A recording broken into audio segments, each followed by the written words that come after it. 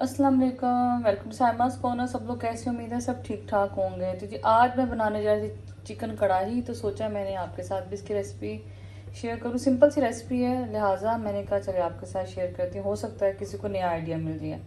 तो ये मैंने एक कढ़ाई में या जो भी आपके पास बर्तन उसमें ऑयल डाल दिया और अब इसमें डालूँगी 1 चम्मच लहसुन और 1 चम्मच ही अदरक। तो ये सिंपल सा जो है ये तरीका है, मैंने कभी कभी आपके साथ भी शेयर करते हैं और किसी को मेरे से आइडिया मिल जाए, उसकी कुकिंग अच्छी हो जाए या कुछ चीज़ भी उसकी कुकिंग में फ़र्क पड़ जाए तो मेरे लिए अच्छी बात है। तो ये जी बस हल्का, तो जैसे इसमें गोल्डन ये होता है लहसुन अदरक, तो इसमें मैं डालूँगी। जैसे लहसुन अदरक हो गया है गोल्डन, इसमें डालूँगी अब मैं चिकन में तकरीबन मेरे पास 1.5 kg है, तो आप अपने हिसाब से देख लें। आज हमारा चिकन असलम अंकल है जिसमें तो मेरे सामने लात ही नहीं है कोई। हाँ जी, शायद एक छोटी सी टांग है, इसके अलावा इसमें कुछ भी नहीं है। तो मैं को जी बटर चिकन इतना पसंद है, बोनलेस चिकन इतना पसंद है कि अगर रोज़ बनाए। अब रोज़ तो नहीं बन सकती चीज़ें क्योंकि सब ने खाना होता है और चिकन इतना नहीं खाया जाता। तो बस अब ये है कि मैं इसको चिकन को करूँगी गोल्डन मतलब ये कि इसकी एक स्मेल से इसका कलर सा चला जाए। तो इसमें और मैं क्या डालूँगी वो भी मैं आपको बताती हूँ। इसमें सबसे पहले मैं डालूँगी 2 अदद तेज़पात। गरम मसाला जो साबुत डालना है, एक इसमें खुशबू में इजाफा होगा, दूसरा इसके टेस्ट में ये इजाफा होगा कि चिकन अंदर तक इसका टेस्ट भी जाएगा और चिकन की स्मेल भी चली जाएगी। तो ये भी डाली है मैंने। इसमें कुछ मेरे पास इस दफ़ा ना दालचीनी छोटी सी चिप्स आई हैं, वो डाली है मैंने। इसके अलावा इसमें जाएगा जी ज़ीरा 1 टेबल स्पून भर के मैं डालूँगी क्योंकि 1.5 किलो चिकन है। इसके अलावा इसमें क्या जाएगा, इसके अलावा इसमें साबुत जाएंगी, ये देखें, काली मिर्चें। और इसमें क्या जाएगा, इसमें जाएगी ये बड़ी इलायची और इसके अलावा इसमें जाएंगे कुछ अदर लौंग। ये जी चला गया साबुत गरम मसाला।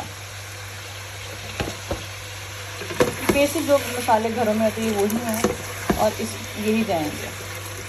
अब ये होगा कि चिकन को मैं फ्राई करके निकाल लूँगी, उसके बाद इसका मसाला कैसे तैयार होगा वो मैं आपको दिखाऊंगी। और इसीलिए मैं पहले चिकन फ्राई कर रही थी, इसका मसाला थोड़ा सा मैंने आज डिफरेंट बनाना है, हट के बनेगा। तो उसके लिए ये ना हो कि आपके अंदर चिकन की इसमें स्मेल रह जाए। तो बड़ी अभी से माशाल्लाह भीनी खुशबू आनी शुरू हो गई गर्म मसाले की। तो बस चिकन फ्राई करते हैं फिर आपको दिखाते हैं।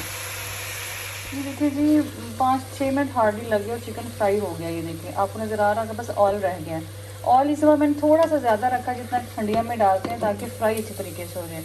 अदरवाइज़ आपको पता है कि मैं ऑयल की मुझे थोड़ा सा होता है कि मैं ऑयल ज़्यादा यूज़ ना करूँ, लेकिन कुछ चीज़ें होती हैं जिनमें आपको यूज़ करना ही होता है। तो लेकिन ये ऑयल ज़ाहिर बात है ये ना ज़ाया जाएगा ना कुछ और, इसमें ये होगा कि ये यूज़ हो जाएगा जब मैं अनियन फ्राई करूँगी। तो बस इसको चिकन को निकाल देते हैं और फिर आपसे मुलाकात करते हैं। इसमें से मैंने निकाल दिया है और कोशिश कर रहे हैं कि चिकन की सारी स्मेल चली जाए। और ये देखें अब इसमें मैं डालूँगी प्याज मैंने आज तकरीबन इसमें 3 अदर डाले हैं या 2 बड़े साइज़ पे डालना है क्योंकि हमारे घर मसाला खाया भी जाता है और उसकी रीज़न ये है कि मेरा मुलाजिम भी है, उनको भी देनी होती है। तो लिहाजा से आया गया भी अचानक हो जाता है तो थोड़ा सा मसाला चाहिए होता है। बच्चे भी मसाले के साथ रोटी को, मैं स्पेशली मसाले के साथ खाता है रोटी, अगर उसको ओहो मेरा हाथ लग रहा है। तो बस ये अब हम करेंगे प्याज गोल्डन, और प्याज गोल्डन करते हैं तो फिर आपसे मुलाकात करते हैं। अच्छा, छोटी सी बात मैंने आपसे करनी थी, आज की छोटी सी बात। जैसे कि आज फजर के टाइम मेरे जो फजर के मैं उसको वज़ाइफ तो नहीं कहूँगी लेकिन कुछ चीज़ें मैं पढ़ती हूँ उसको फजर के टाइम। तो रात में लेट सोई तो मेरी फजर के टाइम मुझे नींद बहुत आ रही थी। तो मुझे लगा कि अगर मैं ये पढ़ूँगी तो या तो मेरी नींद ख़राब होगी या फिर ये होगा कि ये मेरे से बार बार ना नींद में टूटे मतलब खलल हो जाएगा और तस्बीह से ही पूरी नहीं होगी। तो अब जैसे अब मैंने खाना बनाने से पहले मैं वज़ू करके आई हूँ और मैंने सोचा कि मैं अब खाना बनाते साथ साथ जो है वो सुबह वाली जो तस्बीह मेरी रह गई है वो मैं करूँ। तो उससे ये होगा कि चलो एक तो अल्लाह में खाने में बरकत डालता है, आपकी ज़िंदगी में बरकत है, ज़ुबान में भी आपके कुछ ना कुछ मतलब अच्छा ही कलाम अल्लाह का जो कलाम है वो आपकी ज़ुबान पे रहेगा, खाने में बरकत भी होगी, जायका भी, सब कुछ होगा।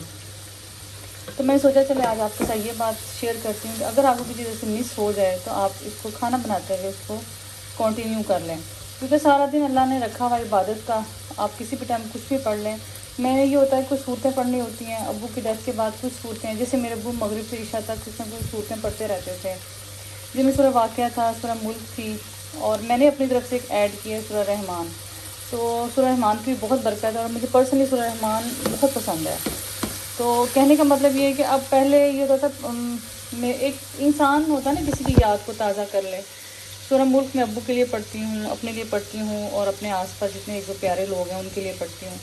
तो कहने का मतलब ये है कि माँ बाप की अच्छी सुनते हैं याद, अच्छी जो चीज़ है माँ बाप की वो याद रखें और उनके लिए सदका जारिया बने, और कोशिश करें कि वो जो ये चीज़ें करते हैं वो आप भी करते रहें। खैर कहने का मकसद ये है कि अब मैं सारा दिन जो मैं चीज़ें पढ़ती रहती हूँ मुख्तलिफ मौक़े पे, सारा दिन कोई फजर के साथ, कोई जोहर के साथ, असर के साथ मोस्टली नहीं पढ़ा जाता, क्योंकि असर के साथ मैं मेरी टाइमिंग ऐसी उसमें बिजी होती हूँ, मगरिब के साथ, ईशा के साथ। तो एक तो अल्लाह मियाँ की आप हिफाजत में भी रहते हैं, सारा टाइम आपकी, सारा दिन मुख्तलिफ नमाज़ों के साथ आप कुछ ना कुछ पढ़ते रहते हो, खैर बरकत भी होती है, और अल्लाह ताला दुआ तो वैसे भी सुनता गुनाहगारों को भी, और जो पढ़ के आप करते हो अल्लाह से इल्तिजा वो कबूल भी करता है। तो बस एक छोटी सी बात थी मैंने शेयर करनी थी, कुछ ना कुछ पढ़ते रहा करें, उसके लिए ये है कि अल्लाह आपके लिए भी आसानियाँ पैदा करे और मेरे लिए भी। तो बस ये जैसे ये गोल्डन होते मैं आपको, प्याज हो गया गोल्डन, या आपको ब्लैक ब्लैक नज़र आ रहे होंगे, ये भी साफ़ हो जाएगा। उसका रीज़न ये है कि ये मैंने इसमें चिकन पहले फ्राई किया था, मैंने वही वाला ही यूज़ कर लिया। तो पीछे से बच्चों की आवाज़ें आ रही पीछे वाले घर से। अब इसमें मैंने डाल दिया टमाटर। तो बस टमाटर का ये हिसाब है कि अगर आपका 1.5 किलो चिकन है तो 3 पाउच में टमाटर जाएंगे। कढ़ाई का तकरीबन यही हिसाब है कि जो चिकन होगा उससे आधा आप इसमें टमाटर डाल लें। तो बस जब इसकी भुनाई करती हूँ, ये एक टमाटर है, चलो इसकी भुनाई साथ ही हो जाएगी। और अब क्या होगा, अब ये होगा कि मैं टमाटर गलाऊंगी, इसका मसाला बनाऊंगी, और इंशाल्लाह ये साथ वाला उतर जाएगा ना, उतर मैं अपनी हड्डियाँ चेंज कर लूँगी, लेकिन उतर जाएगा क्योंकि पहले ड्राई था सारा कुछ। अब इसमें टमाटर है, इसमें पानी है, तो जैसे ये देखो मैं घुमा रही हूँ तो ये उतर जाएगा। तो चलिए जी बस अब टमाटर का मसाला बनाते हैं, फिर आपको दिखाते हैं कि अगला स्टेप क्या है। तो मसाला हो गया रेडी। इसमें अभी मैंने स्पाइसेस ऐड नहीं किया होगा, आपने अभी तक ये चीज़ नोट की होगी। स्पाइसेस अब इसमें अब ऐड करूँगी, और ताकि चिकन और मसाले के स्पाइसेस की इकट्ठी बनाई हो। तो क्या क्या स्पाइसेस डालती हूँ मैं आपको बताऊँ। जी इसमें खास नहीं जाएंगे, बेसिक मसाले जाएंगे, जिसमें जी पहले जाएगी कुटी हुई लाल मिर्च, 1 टीस्पून भर के ये डाल दें क्योंकि इसमें सारी मिर्चें जाएंगी। इसके अलावा इसमें जाएगी जी काली मिर्च, 1 टीस्पून भर के डाल दें। इसके अलावा इसमें क्या जाएगा, इसमें जाएगा पिसा हुआ धनिया सूखा जो होता है वो 1 टेबलस्पून भर के जाएगा। इसमें जाएगी हल्दी आप 1 टीस्पून डाल दें। इसके अलावा इसमें जाएगी जी लाल मिर्चें पिसी हुई। अभी इसमें जाएगा हरी मिर्चें भी जाएंगी, लिहाजा ध्यान से डालिएगा। इसके अलावा इसमें जाएगा जी सॉल्ट अब अपने टेस्ट के हिसाब से डालें। इसके अलावा इसमें क्या जाएगा, पिसा हुआ गरम मसाला 1 टीस्पून। तो बस ये अब चिकन की और मसाले की और स्पाइसेस की अच्छी तरह भुनाई करते हैं। ये मसाले की भुनाई हो चुकी है, और अब इसमें मैं डालूँगी 1 प्याली भर के दही। बिल्कुल भुनाई हो चुकी है, इसमें सारा पानी जो था चिकन का, टमाटरों का, सब ख़त्म हो गया। और ये बस दही में 2-3 में घूंट पानी डालूँगी, और इसको मैं दम पे रख दूँगी। एकदम मिक्स कर लें ताकि दही की फुटकियाँ ना बने। और साथ ही मैं इसमें 2 हरी मिर्चें डाल दूँगी, और कुछ हरी मिर्चें बाद में गार्निशिंग के लिए डालूँगी। हरी मिर्चें स्टेज पे डालने से इसमें होगा कि चिकन में इसका टेस्ट रहेगा। तो चलिए जी बस अब हम चिकन देते हैं दम, और फिर आप देखिए तकरीबन चिकन कढ़ाई रेडी हो चुकी है। और ये देखिए इसमें अच्छा ग्रेवी भी है, और ग्रेवी मतलब मसाला होता है चिकन कढ़ाई में। तो ये बस ये देखें आपको घी भी नज़र आ रहा है, निकल आया। और अब इसमें हम डालेंगे हरा धनिया गार्निशिंग के लिए। और क्या जाएगा इसमें जाएंगी हरी मिर्चें साबुत। और आपको लग रहा है कि यहाँ थोड़ी सी मतलब इसमें स्पाइसेस कम है तो काट के भी डाल सकते, लेकिन चूँकि मैंने इसमें 2-3 हरी मिर्चें डाल दी थी, तो बस अब ये 1-2 मिनट के लिए पड़ा रहेगा, और मज़ेदार चिकन कढ़ाई रेडी है। उम्मीद करते हैं आज की रेसिपी आपको अच्छी लगी होगी। बस इसको मिक्स करूँगी मैं, हल्की सी आंच पे इसको 5 मिनट के लिए रख दूँगी। तो ये होगी जी चिकन कढ़ाई रेडी। चलिए मैंने कहा जी आपके सामने इसकी प्रेजेंटेशन करें, दिखाएं इसका मसाला कैसा है। ये देखें ज़रा, माशाल्लाह बहुत बेहतरीन शक्ल है। बस के कैमरे में आपको इतना आइडिया नहीं भी हो रहा था, जैसे आज मैं थोड़ी सी, ये देख।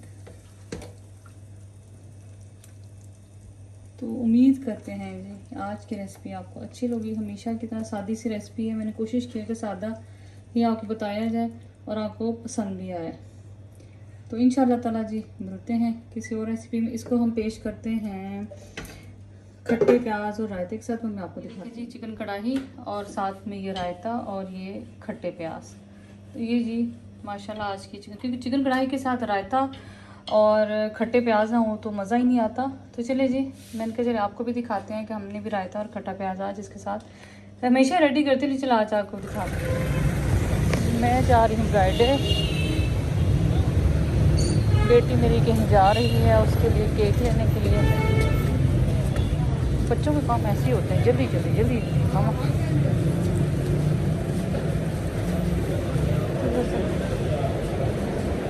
एंटर हो गया है और कौन सा केक है? ये केक हैं सारे सारे सारे। भाई केक दे दें इधर, सारे केक भाई, ये वाला केक दे दें। बड़े प्यारे प्यारे केक लगे हुए हैं, ये देखें। वाह ये बहुत, इधर लगी हैं पेस्ट्रीज, इधर भी केक लगे हुए हैं और इधर ड्राई केक हैं। भाई ज़रा पैक कर दें ज़रा जल्दी, तो छोड़ के मैं जाऊँगी बाज़ार। कपड़े डाई के पास हैं और लेसेस वगैरह लेनी है। तो ये मिठाइयाँ हैं, मोटापे का सामान। मुझे केक पैक कर रहे हैं, कुमैल के फेवरेट डोनट्स और इनके ये केक भी अच्छे हैं, दो केक स्मॉल और ये अच्छे हैं।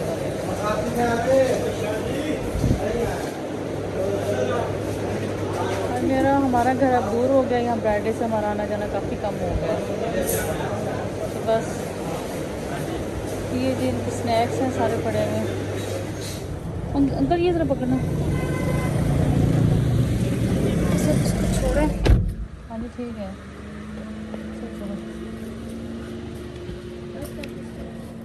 अस्सलाम वालेकुम। माइज़ा है, माइज़ा रिदा के। अच्छा आई एम सॉरी।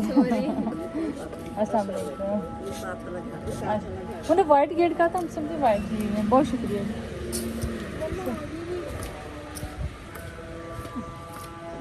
हम इनके अस्सलाम वालेकुम, हम इनके घर चले गए, वाइट गेट था उनका। अस्सलाम वालेकुम, क्या हाल है, ठीक हो? चले बेटे, मैंने बाजार में चली जाऊँ। आप इसे पर बताओ कब आना है? मैं कॉल कर दूंगी। चलो ठीक है, कितना टाइम लगेगा? चलो मैं फिर आपसे रब्ता कर। माइज़ा का नंबर कर दिया आपने? रेगुलर कॉल हो जाती है ना? चलो ओके बेटे, अल्लाह हाफिज़। अल्लाह हाफिज़। बस जब यहाँ से गाड़ी निकालने इम्तिहान है, तो चलें गाड़ी निकालते हैं। बस जेल को नहीं छोड़ा, मैं बाज़ार जाऊँगी। छोटा बारिश शुरू हो गई है, देखिए कहाँ तक पहुँचती हूँ। सल्ले अला हबीबिना सल्ले अला मुहम्मदिन सल्ले अला शफ़ीना सल्ले अला मुहम्मदिन। हाँ जी जी, भागम भाग और भागंगा। मुझे कभी कभी ज़िंदगी ऐसी लगती है कि हम ख़वातीन ज़िंदगी भागम भाग में ही रह रही है।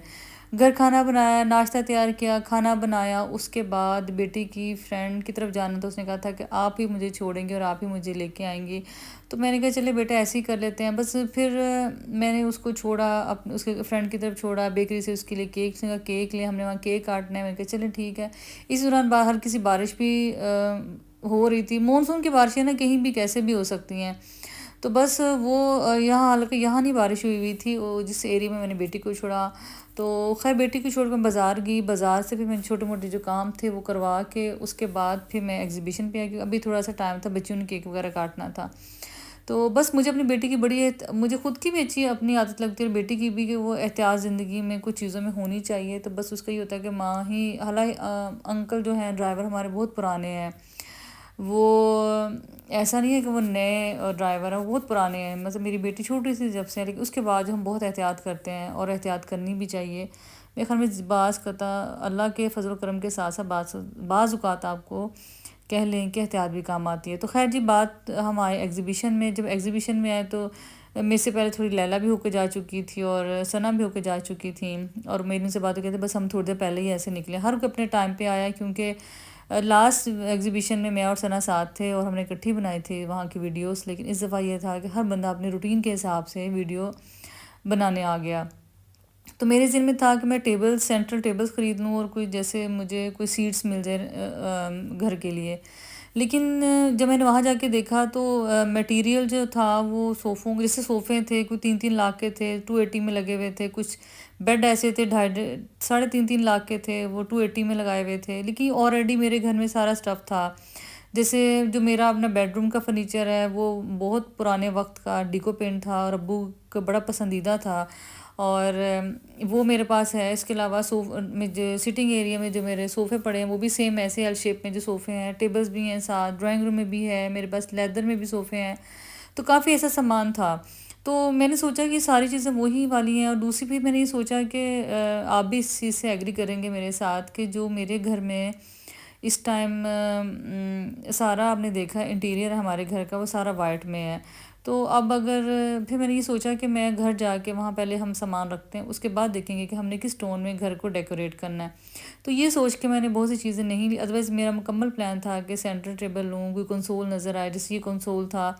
और अभी मैंने नहीं लिया क्योंकि अब मैं जाके सोचूंगी कि हमने कंसोल किस कलर का वहाँ रखना है, क्योंकि कंसोल के बगैर ये चीज़ें ना बड़ी प्यारी लगती हैं। ये टेबल्स भी ये था कि 60 से 70 हज़ार के थे और कुछ डिस्काउंट पे लगाए हुए थे, कुछ एक्सपेंसिव थे। जैसे ये सोफ़े हैं, ये बहुत कॉमन है, बहुत अरसे से, मतलब मेरे 8-10 साल से तो मेरे घर में थे। ये बेड ऑलरेडी इस कलर का बेड मेरे घर में मौजूद है।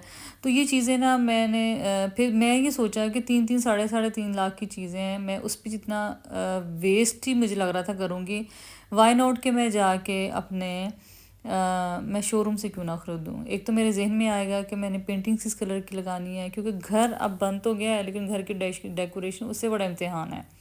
मुझे तो ये लग रहा है कि ये बहुत बड़ा इम्तिहान। ये टेबल्स मुझे बहुत अच्छे लगे थे, और टेबल्स में मुझे ये वाइट और ब्राउन दोनों बहुत अच्छे लगे थे। लेकिन यही सोच के मैं रख दिए कि अब देखें मैं डेकोरेशन, मेरे लैंप्स किस कलर के होंगे या मैंने ऊपर जो फूल लेने किस कलर के होंगे, उस हिसाब से। ये तो आम मिल जाएंगे कहीं ना कहीं हर मार्ट पे, और समझ लें कि अच्छी स्टोर्स पे नज़र आ जाएंगे।